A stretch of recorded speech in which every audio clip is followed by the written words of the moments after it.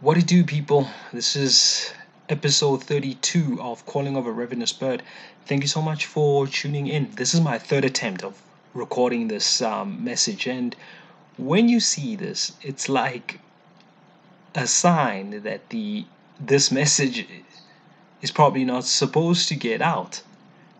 Funny enough, and not necessarily because God didn't put in my spirit to warn the masses about this, but this is something that has to reach people, and it seems like even in the spirit there's a heavy resistance around this. So I'm not going to drag this too much around the stream and what was going on. I'll just get to the point, and just to encapsulate everything so everyone gets this. So the stream came in on the 24th of May 2022, and what happened is that my car had been stolen after I tried to go visit a friend at their employer or place of employment.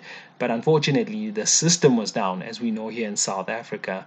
And this dream occurred in my hometown in Alberton. Now, I had come back, and funny enough, this car that I'm talking about and I was driving around with is actually my now stolen car. It's been stolen for a few years now, and anyway, that will that story will come out very soon. So you need to stay in touch with the series. There's a reason why God had all of this happen, and why He had drawn my attention to the fact that, well, not drawn my attention, but why He has me communicating all this message, and why He's been staying on FNB for these purposes, as to as to actually establish the state of the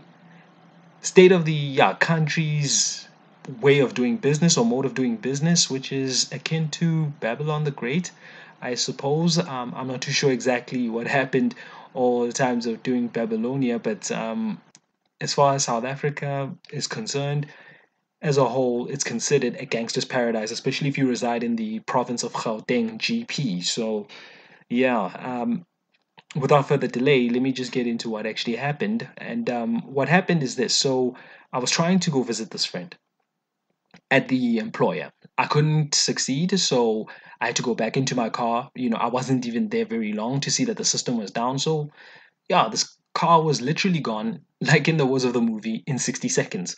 So I'm like looking, and then there's a security guard kept saying the registration, not sorry, the registration number of my vehicle. And I looked around because he was getting my attention, and there were two suspicious looking men next to him.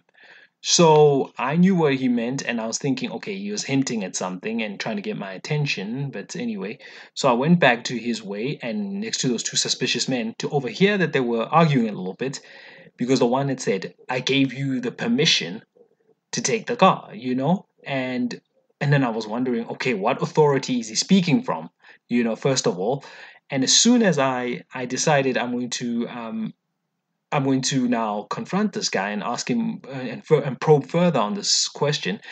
He then The other guy then left because he was like, he felt uncomfortable about taking the car, and then only to notice that he was driving off with my car. So I asked this guy, and I put my hands on him, and I put my hands on his blazer. He was wearing a white suit, so I put his hands on in his blazer, and then my friend came along at that point, but not the same friend I was visiting at the employer. So I was just at the parking lot of the employer, but then another friend came in, and then I put my hands on him and I said to him, "Okay, yeah, start talking, buddy," And the next thing he tells me, "No, no, no. The car, the five vehicle finance house doesn't pay for the car in itself. He was the one paying it. He paid, yeah, he's paid for the car, and all he did was just get the keys, and he just wanted to get his car back, and he sent the other oak to just retrieve his car for him." So I'm thinking, okay, this is very shady. But at that time, while he was explaining all of this, I saw a vision of WesBank, the logo on it, and it was the vehicle finance house. As he said the words vehicle finance house, I just saw WesBank, and I said to myself, okay, cool. And at that point, I took off. I felt a sense of peace. I took my hands off of his jacket, and then and I said, this is interesting. Now, to this guy's dismay, he thought I was only going to get angrier and start to pummel him and start telling him, no, it's my car. But no, and I actually said to him, actually, I'm not like everybody else because, first of all, if you say to me that you are a shady person and actually admit to being shady and dodgy, I'm actually more at ease. And I even said to him, you can ask my friend, he can vouch for that as to how I am. And the reason for this is that because I actually have the spirit of discernment, because I work for God. And to his dismay, he was like, whoa, okay, and he was very shocked at this. And at that point, I decided, no, I'm going to sit down. He sat down, and my other friend sat down. And the security guard was nowhere to be seen at that point. And what then happened was, it was quite clear. I didn't have to say anything. You could see just by the nonverbal cues that no, nothing further is going to happen. I'm not going to turn him into the authorities because, first of all, it felt a little futile anyway. And the other thing is this: my understanding had come to the point of thinking that, first of all, it's his car, and if I owe vehicle finance on the car that on this car that is stolen, then I have no right to say anything. So I was like, so I'm fighting with the wrong person. And the only thing I was thinking about is that I have to retrieve my installments or the money that was taken from me from the vehicle finance house, which was WesBank.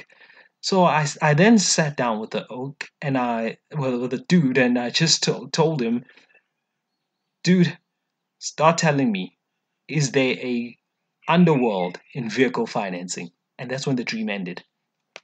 Now, not much to interpret. This is very straightforward. So essentially, I need to just explain that the mode of business that the vehicle finance house, being WesBank in this case, they trade in the business of selling you or falsely selling you a car that is already sold.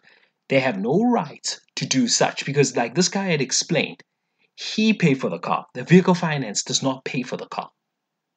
They just act as an intermediary. So, in other words, they are taking money illegitimately and illegally that is not due to them.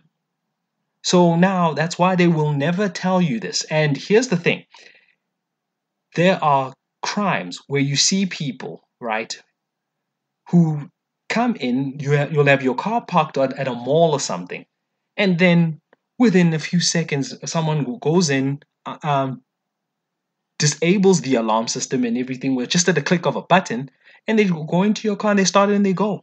So it says that actually that these are the rightful owners of the car, and that's why it happens. So whenever you are dealing with this or you see cases of such in the country, you know very well that this is what's actually going on. That the car, in all actuality, belongs to someone. Now, of course, these people are a little bit are crooks. They're just taking the fall for WesBank. Meanwhile, it says to me that, well, if the vehicle finance houses, well, if ever really are making money from actually financing vehicles. That's what it's essentially saying. And when you see these kind of crimes, that because you're talking, I mean, if you were to try and break into a car, it will be very difficult because of these security systems that can be on the latest models of cars these days. So it's very, very difficult for you to just go up and take a car. Like it's not like it used to be. So if someone now just is able to just walk in, take a car, and then just open it and then go off with it, it says to you that hang on, there's a lot more into this. That this is not only is it an inside job, it's more like, well, they're not actually divulging who the true owners of these cars are. So just expect that in coming days, um, there's going to be a lot of exposure on all of this, and the actual true nature as to the whole operation with the whole entity as far as FNB, WesBank, you name it, is going to start coming to the fore. So people, people, people. I cannot make the stuff up. I knew nothing of this. This is very shocking that here's a whole financial intermediary that's not even financing their own, well, model of business, so to speak. Other people are actually buying this, and then they're just looking for the fall guys because because they would never do this because they have this risk that they say they're in the risk game, or right. Yes, they are very risky. Is that this is very stupid that we serve the true living God, right? And they think that they were never ever going to get away with this. They're thinking that they'll cover up for the next person and cover up for the next person because they're big and powerful and got these big pockets and all that. Meanwhile, these things are getting exposed. They are going to get exposed, and God is revealing these things to the prophets and everything. So watch sparks fly, my friends, and just I will tie everything together for you very, very soon. Of course, there's a reason why I was put into the middle of this, and this story actually spans some years. So, without fear nor favor, I'm just going to speak as the Lord divulges to me and as I'm emboldened by His Spirit, because only the true living God can ever protect you from such things. So, much love, people. To God be the glory. And also, as Jesus had said, and in Luke 12, verse 2 and 3, that what's done in the dark will always come to the light. Always. For God is always watching. Cheers, people. Bye bye.